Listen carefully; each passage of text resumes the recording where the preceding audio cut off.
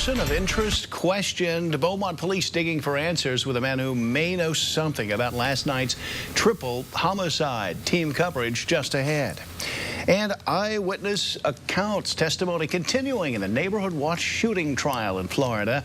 What eyewitnesses say they saw the night Trayvon Martin was shot to death. First tonight, the Beaumont triple homicide investigation. I'm Kevin Steele. Jackie has the night off. Thank you very much for joining us this evening. Police say 25-year-old Michael Ray Carmen Jr. of Beaumont is a person of interest in that case. He voluntarily showed up at the police station for questioning around 12:30 this afternoon. Police say Carmen may know who is responsible for shooting and killing 3 people at a Domino's game on Prairie Avenue around 9 last night.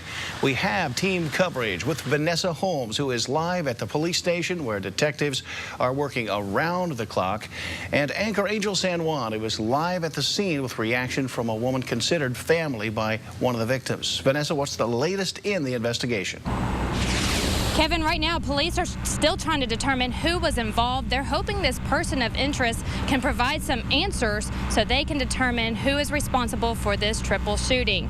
Now, 12 News was first on the scene last night and first to report that gunfire rang out on Prairie Avenue between Natchez and Park Streets. Police say a group of men were playing dominoes under a carport when a confrontation began and gunfire rang out. 3 men died and 2 were injured. 1 person was treated and released from a local hospital. Police say the second person received multiple gunshots to their upper body and 1 gunshot to their lower body. He's currently at UTMB in Galveston. By questioning the survivors and several witnesses, police were led to this man, Carmen, their person of interest. Got information, through interviews with witnesses and victims, and some other information that came in that led us to him. We know that he has some type of involvement in this, and what we're trying to determine is what degree of involvement he had. Police are still looking for the getaway car at this hour, a dark-colored SUV with front driver's side damage.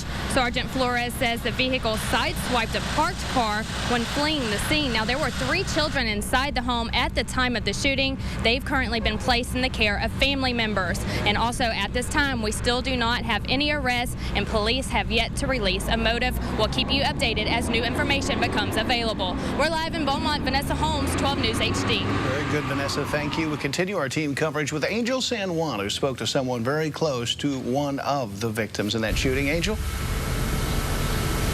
Hi, Kevin. We're back here live at the crime scene, which is on Prairie Avenue near Park Street. And as you can see behind me, that is the home where the homicides took place last night. It has been a very busy spot today as people are coming and going, delivering their condolences because the homeowner was one of the victims. Now, family members have identified that homeowner as Mac Jack. That identification comes from family members, and we approached those family members to talk to them a little bit about Mac Jack, but they said they did not have much to say at this point because they are obviously grieving. However, we did speak to a woman who's known Mac Jack for 4 years, and that is the babysitter of his 3 kids. And we have some video of when we met with this lady earlier this afternoon. Now, she is Vicky Gregoire, and we talked to her about Mac Jack, and she said he and his wife are just great people and that he was a great guy who liked to help his neighbors.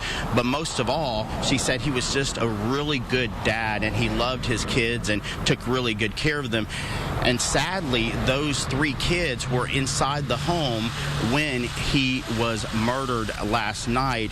And when we talked to Vicky about what she heard, she lives right behind him, and she told us that she heard the shots and she thought they were fireworks since it's so close to the 4th of July.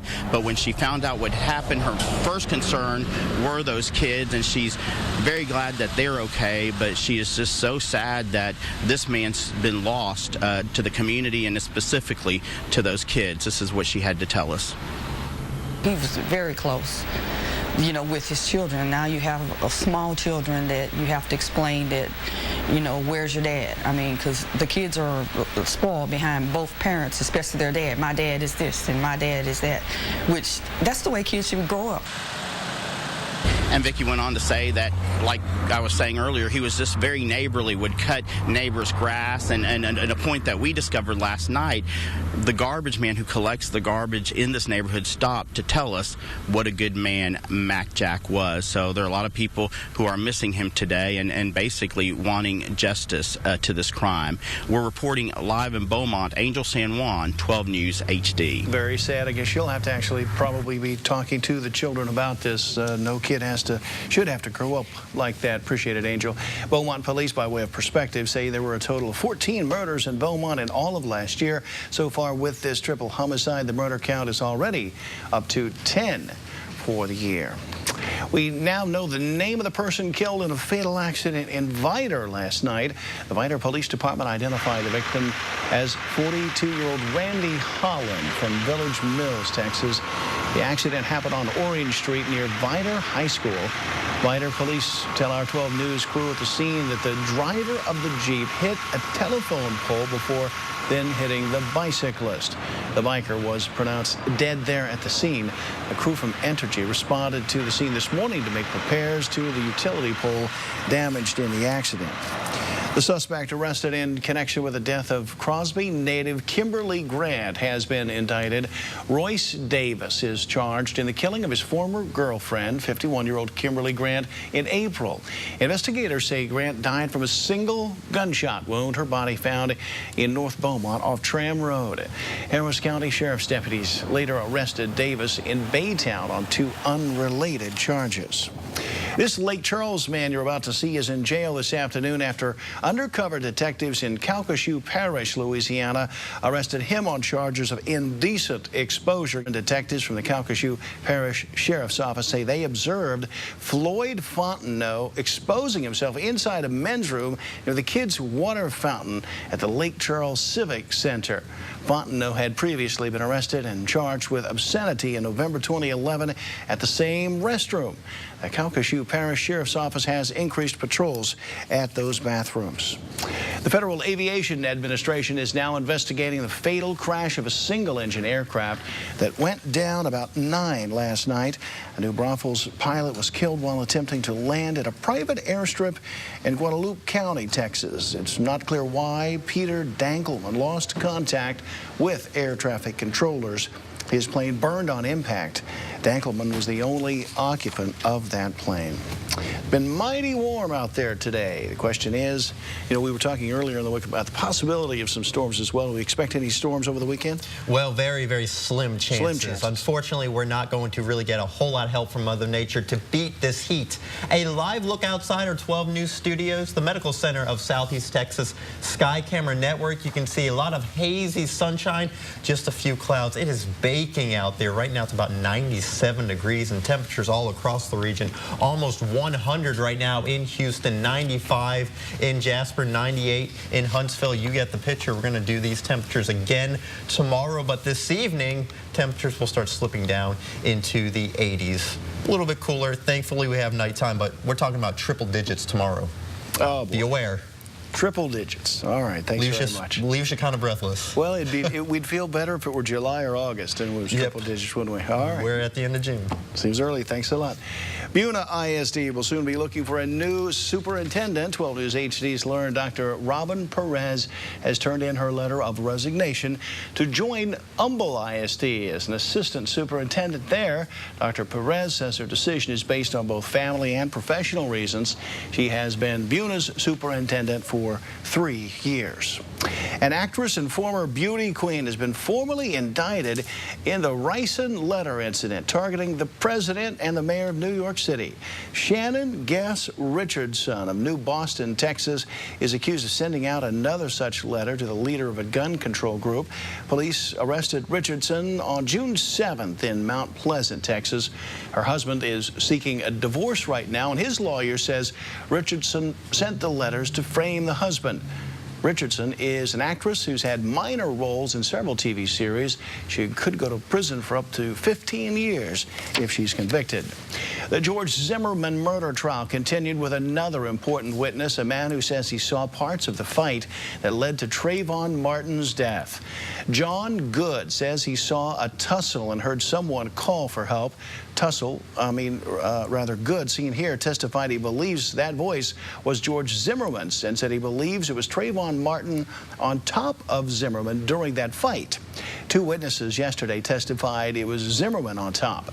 Zimmerman has pleaded not guilty to second-degree murder charges, saying he acted in self-defense. Other witnesses have said they believe Zimmerman was actually the aggressor. A consumer alert for you. A potential problem with child safety locks prompts a Ford recall. Ford is recalling about 13,000 Explorer, Taurus, and Lincoln MKS cars and SUVs. The reason the child safety locks might not work on the rear doors. The recall covers 2013 models built between November 29th and December 12th of last year. The safety locks can be turned off when the doors open or close, meaning a child might be able to open a door from the inside. No injuries have been reported. Dealers will test the locks and replace latches if needed at no cost. And we're talking about temperatures almost 10 degrees above normal tomorrow. I'll tell you how hot your neighborhood will get after this break. Stay tuned. Also on the way on 12 News HD at 5, a local organization is training dogs to help people suffering from severe diabetes. But it's how a puppy helped one unsuspecting young man that will encourage you, we believe, coming up next. An organization in Jasper is training dogs to help people with diabetes all over the country. And trainers say the work these dogs do could be the difference between life and death for some diabetics. Ryan Pearson started Dre's Alert Dogs about 2 years ago when her grandson was diagnosed with type 1 diabetes. 12 News HD reporter Ellie Cano explains how one pup helped a volunteer right here at home to discover he has the disease. Ever since school let out for summer, LaKenyon Carter has joined his parents in volunteering at Dre's Alert Dogs. Play with the puppies and walk the big dogs around in the field. While LaKenyon and other children socialize the puppies, the older dogs at Dre's are being trained as diabetic alert dogs. The paw that he's given her says that she's got the scent. The dogs are trained to paw at a diabetic person when they can smell that their blood sugar hits dangerous levels, above 180 or below 80. They could pass out. They can go into a coma if they don't know that their sugars have dropped too low. And to Kenyatta Carter's surprise, Thursday morning, this dog named Marshall was pawing at her son. It pawed me, then my blood sugar went way up. The Carters were confused. They had never suspected their 7-year-old of having diabetes. She checked him and it was like 243 the first time she checked him. And she was like, oh, that's extremely high. Kenyatta took her son to the doctor and he was in fact diagnosed with the disease. If we wouldn't have been here, I probably wouldn't have never knew that he was a diabetic. And the dogs alerted me that he was diabetic. Those who benefit most from alert dogs are people with type 1 diabetes. Kenyatta is waiting on test results to find out what form her son has, but she's so thankful that this four-legged friend was able to save her son from a dangerous situation. In Jasper, Ellie Cano, 12 News HD. Well, there are Dre Diabetic Alert Dogs helping people from California to Florida to Ohio. If you need more information about the Diabetic Alert Dogs, head to our website at 12newsnow.com. And now, First Alert Weather with meteorologist David Walter. And good early evening, everybody. A live look outside. This is Lamar State College in Port Arthur. You know this time of year when you get into the late afternoon, if you look up and don't see many clouds, you know the air is dry. We have strong high pressure and just a lovely look outside. This is all part of the Medical Center of Southeast Texas. Of course, the main story today has been the heat, and we are baking still at 94 degrees at this moment. Humidity down just a little bit, but when the air gets drier, it just gets hotter, and we're going to continue this very, very hot trend as we head over the next couple of days, tomorrow being the hottest day of the year. Right now across the area, we have 95 in Jasper, 96 in Beaumont, 95 in Lake Charles. If we dip a little bit to our west, 99 right now in Houston, 98 in Huntsville. Get used to those numbers as we go into the weekend. We have fairly high dew points, so that's still keeping our heat in the seats very, very high. This This is in the danger zone, in my opinion. Once you get over that 105 mark, you're talking about, cramping, the symptoms of heat stroke. So just be very careful if you have to be outside. Limit your activity and just listen to your body. Right now it does feel like 106 here in Beaumont. Bill in Bevel Oaks has 92 degrees. Here at the station we're at 97. Lynn in Murraysville 101. And Richard in Comanale, he's just a little bit cooler, 93 degrees. And across the state, you can't escape the heat no matter where you go. If you go to the west, you get that dry heat. 104 in Abilene, 101 in Del Rio, 104 in Austin. There are way too many numbers up on this board, and unfortunately things are just going to get hotter as we continue into the weekend. Now tonight those temperatures, they'll start slipping down into the 90s for some of us, into the 80s for a lot of us. Just lower and middle 80s right around 10 o'clock. The model's a little bit too high with the temperatures, and tonight will actually be fairly comfortable, still very humid, very muggy. Temperatures in the 70s. And notice how we get more clouds coming down. We may actually see a few isolated showers in the few hours before daybreak on Saturday. So don't be surprised if you hear a little rumble of thunder, but that looks to probably be it for the day on Saturday. We'll break out the sunshine during the morning, well, partly cloudy skies during the evening, but then sunshine during the morning will allow those temperatures to get up quickly, and we're talking about 100 degrees for a lot of us. Maybe a few stray showers of thunderstorms during the afternoon, but not a whole lot to really cool us off. And we'll continue in the upper 90s, close to 100 degrees.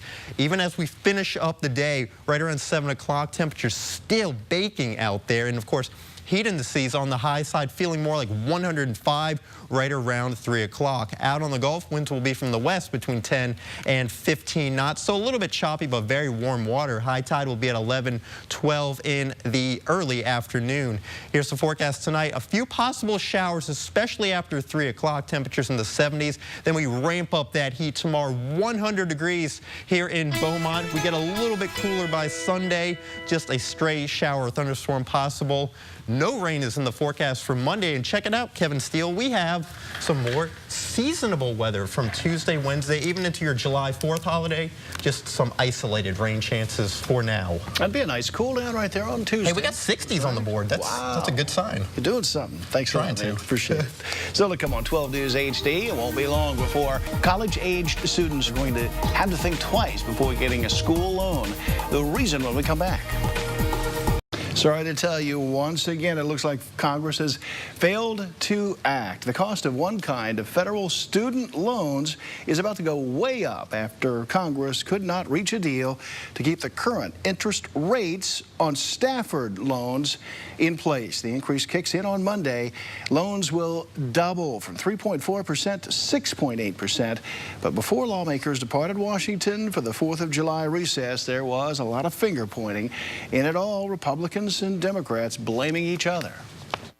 Interest rates on student loans are about to double because the President and Senate Democrats won't resolve this impasse. They're trying to use students to reduce the deficit. But in the end, again, nothing reduces the deficit more than investing in education. Lawmakers are trying to craft a short-term fix. Senate Democrats want to keep the current rate in place for at least 2 years, retroactive to July 1st.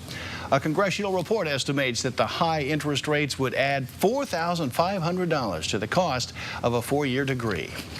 After the break on 12 News HD, some traditional snack foods are being flunked out at school. Hear the ruling the Ag Department's Food and Nutrition Service made on what foods can be sold at school. Medical Minute tonight is about what your kids eat at school. When they go back to class after summer vacation, there are some surprises in store at the cafeteria. Uncle Sam is changing the menu. More from ABC's senior medical contributor, Dr. Timothy Johnson. Some traditional snack foods are being flunked out of school. New rules from the Department of Agriculture will ban chocolate cookies, fruit-flavored candies, donuts, chocolate bars, and regular colas. They will be replaced with peanuts, light popcorn, low-fat tortilla chips, granola bars, fruit cups, and no-calorie flavored water. They are all less fattening, less salty alternatives. There will also be a near total ban on high-calorie sports drinks. The new rules apply to elementary, middle, and high schools that take part in the federal school lunch program. The rules do not apply to foods that kids bring from home or to food sold at fundraisers and sporting events not on school time. Schools will have a year to comply with these new standards. With this Medical Minute, I'm Dr. Timothy Johnson. Coming up next, a new dog has taken the title of the world's ugliest dog. Is he really that ugly? We'll check it out when we come back. It's official, evidently. Wally, the Beagle Basset Boxer mix, is, they say, the world's ugliest dog. That's not what I said. That's what David Wolter said. No, that's not even what David Wolter said, actually. That's what the contest people said. Apparently. Having a head too big for his body, this awkward-looking pooch earned the title fair and square. His owner doesn't call him ugly, but admits the 4-year-old looks, a little different. Not only did Wally win the title, he took home a trophy and a $1,500 cash prize. Now he's not so ugly with $1,500 I wish we could see some more dogs in this competition. Good or bad, those looks are paying. Tell you that much right now. Famous dog now. Tell you what's ugly, downright ugly, is these temperatures. Oh boy, yeah, tomorrow the hottest day of the year. We're expecting high temperatures to reach that 100-degree mark. We'll be in the upper 90s most of the day and very, very slim rain chances. Blistering hot. Hope to see you back here at 6, folks. Take care.